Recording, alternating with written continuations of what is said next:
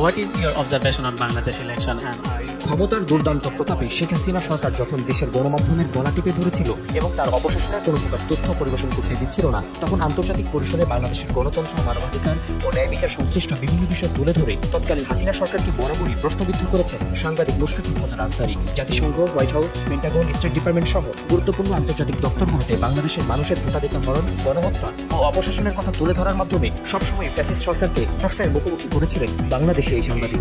Atrocities and killings resulting from the former dictator Sheikh Hasina's shoot-on-sight order earlier this month.